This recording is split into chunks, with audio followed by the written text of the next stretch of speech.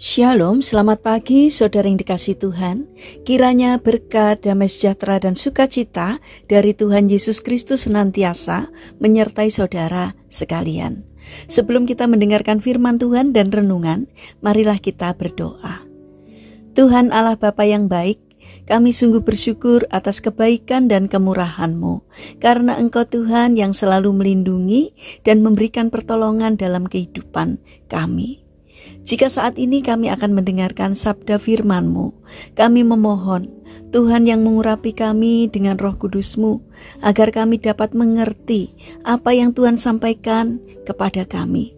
Dan biarlah firman-Mu selalu membimbing kami di dalam kami menjalani kehidupan kami, sehingga semakin hari iman kami semakin bertumbuh di dalam Tuhan.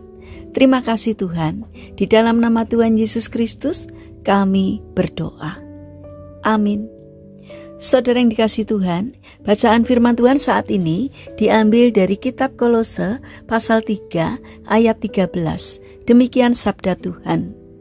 Sabarlah kamu seorang terhadap yang lain, dan ampunilah seorang akan yang lain. Apabila yang seorang menaruh dendam terhadap yang lain, sama seperti Tuhan telah mengampuni kamu, kamu perbuat jugalah demikian. Tema renungan saat ini adalah ampunilah sesamamu. Saudara yang dikasihi Tuhan, ada seorang pria dengan kekasihnya menikah, dan acara pernikahannya sungguh sangat megah. Setiap pasang mata yang memandang setuju mengatakan bahwa mereka sungguh-sungguh saling mencintai. Beberapa bulan kemudian, sang istri berkata kepada suaminya, "Sayang, aku baru membaca sebuah artikel di majalah tentang bagaimana memperkuat tali pernikahan," katanya sambil menyodorkan majalah tersebut. "Kita akan mencatat hal-hal yang kurang kita sukai. Kemudian kita akan membahas bagaimana mengubah hal-hal tersebut dan membuat hidup pernikahan kita bersama supaya lebih bahagia." Suaminya setuju, dan mereka mulai memikirkan hal-hal dari pasangannya yang tidak mereka sukai dan berjanji tidak akan tersinggung ketika pasangannya mencatat hal-hal yang kurang baik, sebab hal tersebut untuk kebaikan mereka bersama. Pada malam itu mereka sepakat untuk berpisah kamar dan mencatat apa yang terlintas dalam benak mereka masing-masing. Besok pagi ketika sarapan, mereka siap mendiskusikannya. "Aku akan mulai duluan ya," kata sang istri. Lalu ia mengeluarkan daftarnya.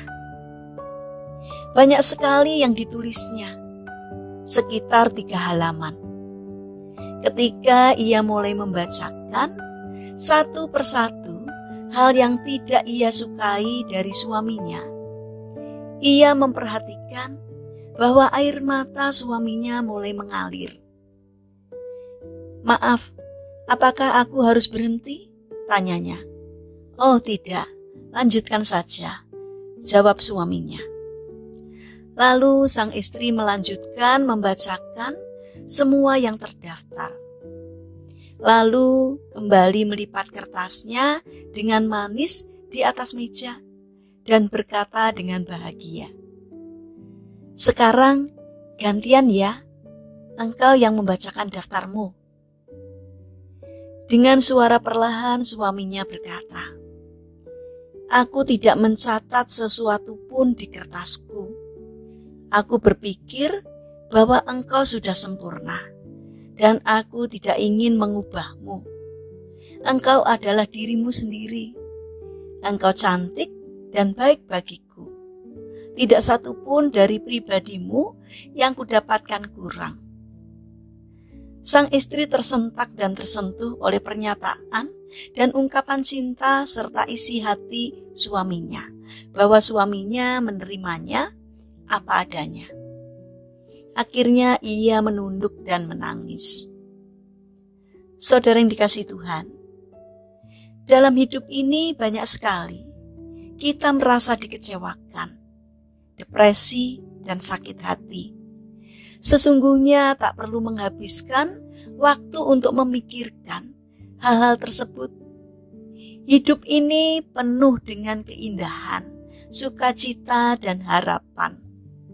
Mengapa harus menghabiskan waktu untuk memikirkan sisi yang buruk, mengecewakan, dan menyakitkan, jika kita bisa menemukan banyak hal-hal yang indah yang ada di sekeliling kita? Kita akan menjadi orang yang berbahagia jika kita mampu melihat dan bersyukur untuk hal-hal yang baik dan mencoba melupakan yang buruk.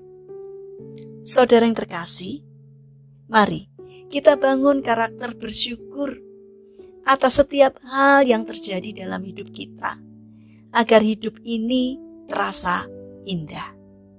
Mari kita berdoa. Tuhan Yesus yang baik, kami bersyukur atas pasangan hidup, anak-anak, orang tua yang Engkau berikan kepada kami.